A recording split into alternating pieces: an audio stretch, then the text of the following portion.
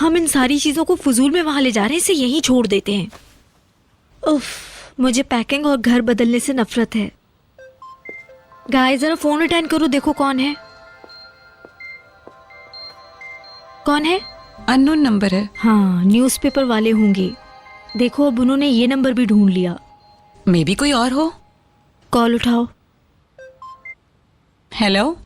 मरहबा मेलतम साहिबा, मैं हैसर, मुस्तफ़ा की बीवी। मुस्तफ़ा की वाइफ। लाओ मुझे दो। हेलो। हाँ रुको, मैं मेलतम को दे रही हूँ फोन। हेलो जी, बोलिए। मरहबा, परेशान करने के लिए माफ़ी चाहती हूँ। क्या आप मुझे ये बता सकती हैं कि आप इस्तांबुल आ गई हैं या नहीं? नहीं, हम अगले हफ्ते जाएंगे। लेकिन तुम क्यों पूछ रही हो? मेरा मुस्तफ़ा से फ़ोन पर राब्ता नहीं हो पा रहा, तो मैंने सोचा कि शायद वो आपसे या फिर वकील से मिलने गया होगा। नहीं, खैरियत तो है। किसी ने उसको 2 आदमियों के साथ गाड़ी में जाते हुए देखा है। आज उसको और भी काम थे, मगर मेरी उससे बात नहीं हो पा रही। उम्मीद करती हूँ कि ये यशरांस नहीं होंगे। तुम इतनी परेशान हो तो पुलिस को फोन करो। नहीं, इतनी परेशान भी नहीं हूँ। खैर, हो सकता है कि कोई काम हो और वो आ जाए। परेशानी के लिए माफ़ी चाहती हूँ। कोई बात नहीं। खुदा हाफिज। तुम्हारा भी। क्या कह रही थी? वो मुस्तफ़ा का पूछ रही थी। वो तुमसे क्यों पूछ रही थी? गायब बस करो, दोबारा शुरू मत हो। मुस्तफ़ा और तुम्हारा पता है उसे? मुस्तफ़ा और मेरे दरमियान कुछ भी नहीं है, तुम्हें पता है ना? कुछ भी तो नहीं है ना? बराए मेहरबानी इस मौजू पे और कुछ मत कहना, ये बात मुझे पसंद नहीं है।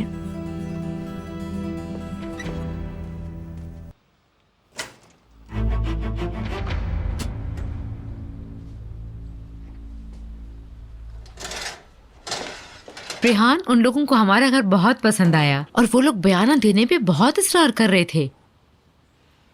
हाँ, मगर एजेंट तो पिछली पार्टी से बयाना ले चुके हैं, दूसरों को क्यों घर दिखा रहे क्योंकि हैं? रिशात ऐसा चाह रहा था। तुम रिशात को अच्छी तरह से जानती हो, वो हमेशा एक मुतबादिल रास्ता इख्तियार करता है, एहतियातन। कहाँ है वो? ऊपर सलीम के साथ गेम खेल रहे हैं, टाइगर की तलाश। हाँ? बस ऐसे ही अपना मूड अच्छा करने की कोशिश कर रही हूँ। ट्राई करो जल्दी से।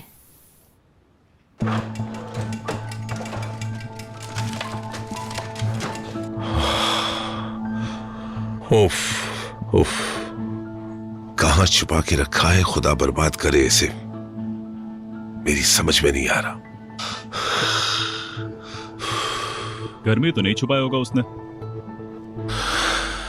बिलाखिर उसे तुरप का पत्ता मिल ही गया मेरे खिलाफ इस्तेमाल करने के लिए। वो जानती है ये मेरी कमजोरी है। तेरी और कुछ नहीं। तुमसे किसी ने मशवरा मांगा है? बाबा, मॉम ने इतने सालों सब कुछ बर्दाश्त किया है, अब हमें डरना नहीं चाहिए। तुमने बिल्कुल ठीक कहा, वो मुझे नुकसान नहीं पहुंचाएगी, सिर्फ जान से मरवा देगी। बेवकूफ लड़के। कैसी बातें कर रहे हैं? उसकी तरफदारी मत करो, समझे? उसकी हमेशा यही कोशिश रही है कि वो मेरी कब्र खोद दे और धक्का दे दे मुझे उसमें। बाबा देखिए, आप बिला वजह परेशान हो रहे हैं। उसने उस बेगैरत औरत को भी हमारे पीछे लगा दिया और तुम उस औरत को माँ कहते हो? उस पर रत्ती बराबर भी भरोसा नहीं है मुझे, ना ही उस औरत पर और ना ही उसके भाई पर। और वो आदमी है कहाँ? देखा देखा, फिर गायब हो गया। छुट्टी है, आराम कर रहे होंगे। हाँ सही कहा, जैसे सारा दिन मजदूरी करता रहा हूँ। हाँ, वो तो ऑफिस जा रहा था। अदवान अतवार के दिन दफ्तर जाएगा। हमारे खिलाफ कोई साजिश कर रहा होगा, रग रग से वाकिफ हूं मैं उसकी। सब लोग मेरी कब्र खोदने पे लगे हैं, सब में से कोई एक आदमी भी मेरी तरफ का नहीं है, कोई एक इंसान का बच्चा नहीं है।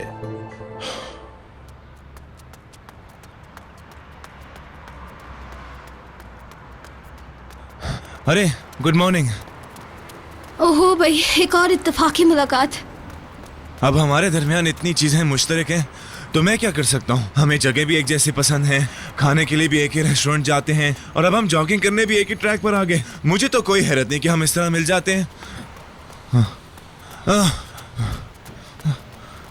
डॉक्टर, मैं सांस नहीं ले पा रहा। डॉक्टर,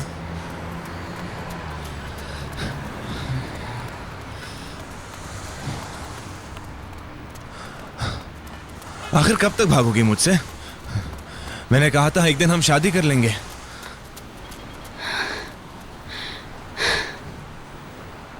बहुत हो गया, अब आप मुझे परेशान कर रहे हैं। आप जुनूनी लगते हैं, आपको अपना इलाज करवाना चाहिए। मुझे करीब से जानने की कोशिश करें, मेरी तमाम बीमारियों का इलाज करने में आसानी होगी। इसकी मुझे कोई जरूरत नहीं। लेकिन आप मुझे मौका तो दें अपनी दिल की बात बताने का। यकीन करें, आप नहीं पछताएंगी। ना सिर्फ जुनूनी बल्कि आप पागल भी लगते हैं। आपको कोई खास तकलीफ तो नहीं होगी? खाना तो आप रोज ही खाती होंगी, है ना? बस इतनी सी बात है, बस एक दफा मेरे साथ बैठकर खा लें, हम अच्छा वक्त गुजारेंगे और आप खूब एंजॉय भी करेंगी। और क्या पता आपको मुझसे मोहब्बत हो जाए। आप किस कदर खुद पसंद आदमी हैं। सब समझ जाएंगी आप। एक दफा खाने पर चलें मेरे साथ, प्लीज। ठीक है, वाकई? वहाँ सामने एक जगह है, वहाँ चल के बैठते हैं। हाँ चलो ठीक है। मेरे ज़हन में कोई ज्यादा रोमांटिक जगह थी, लेकिन चलें ये भी ठीक है, चलेगा, प्लीज।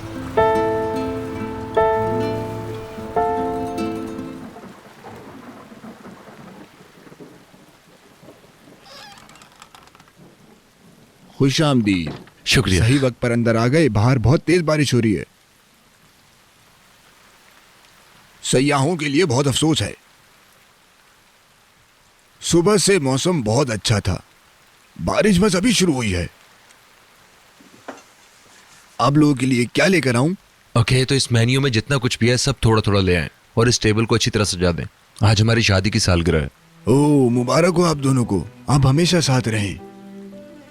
इंशाल्लाह। क्या पियेंगे आप? पानी। और तुम? खुबानी का जूस होगा आपके पास? चले 2 खुबानी का जूस ले आए। और सुने, अगर हो सके तो थोड़ा सा जल्दी, क्योंकि हम बहुत दूर से आए और हमें वापस भी जाना है और मौसम भी काफी खराब है। मैं भी लेकर आता हूँ।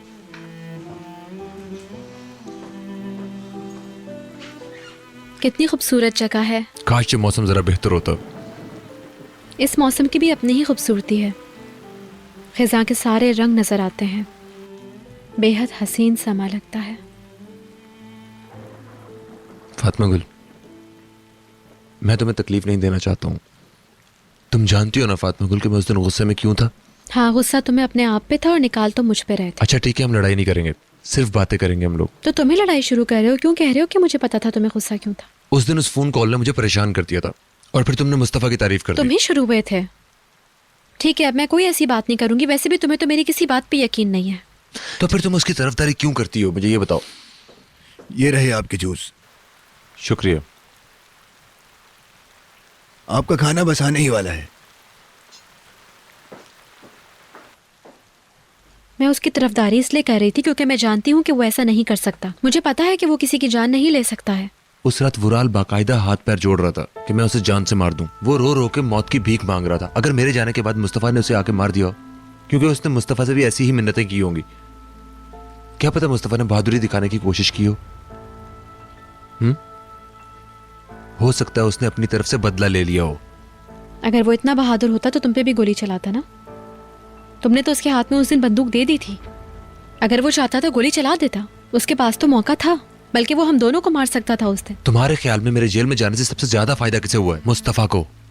उसने मेरे लिए जाल बिछाया था और लोगों ने भी यही कहा है कि वुराल का कातिल समंदर की तरफ से आया था।